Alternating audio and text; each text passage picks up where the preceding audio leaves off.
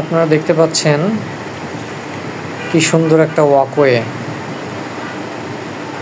মানুষ হাঁটছে, ঘুরতে এসেছে অনেকেই। এটি মূলত শহীদ বুদ্ধিজীবী সেতু বা বছিলা ব্রিজের বা নদীর একটি অংশ। আমি ব্রিজের উপর থেকে এই সিনারিটা নিয়েছি। খুবই সুন্দর এবং প্রাণবন্ত, সকলেই হাঁটাচলা করছে এই ওয়াকওয়ে ধরে, যা নদীর ভাঙন রোধ করছে এবং দখল রোধ করছে বিশেষ করে।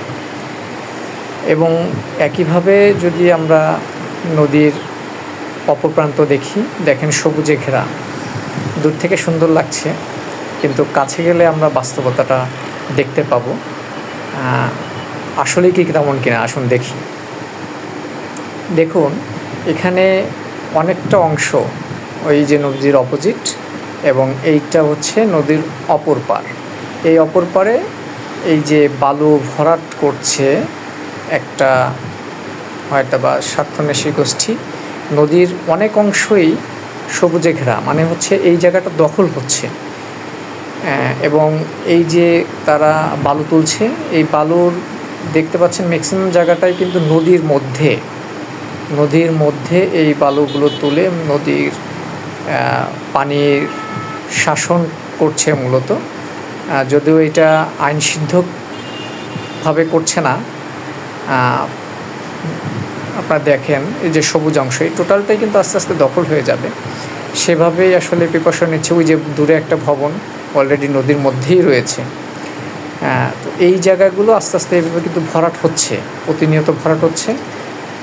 যা এই যে এখন দেখেন এই যে বালুর বস্তা করে রেখেছে, এবং এই যে দূরে একটা পিলার দেখা যাচ্ছে, আপনারা দেখতে পাচ্ছেন কি না আমি দেখানোর চেষ্টা করছি। আমি আরেকটু কাছ থেকে পিলারগুলো আপনাদের দেখালে হয়তো বা বুঝতে পারবেন যে আসলে কত দূর এই দখলটা চলে আসছে। এই দেখেন, এই যে হচ্ছে নদীর পিলার, এটা হচ্ছে নদীর নির্দিষ্ট সীমানা, এবং এই যে হচ্ছে নদীর সীমানার আরেকটা পিলার। কিন্তু একটু লক্ষ্য করে দেখুন, এই যে বাম সাইডের যে অংশটা, এই অংশটা কিন্তু অলরেডি তারা দখলের জন্যই ভরাট করে ফেলেছে। হ্যাঁ, নদীর মধ্যে চলে গিয়েছে অলরেডি। এইভাবে কিন্তু সামনের অংশও একইভাবে ভরাট করছে।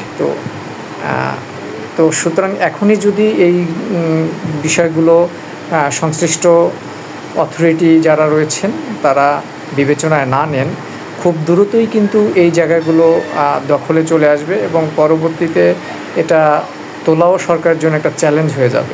আমি মনে করি দ্রুত ব্যবস্থা গ্রহণ করা হোক এ বিষয়ে।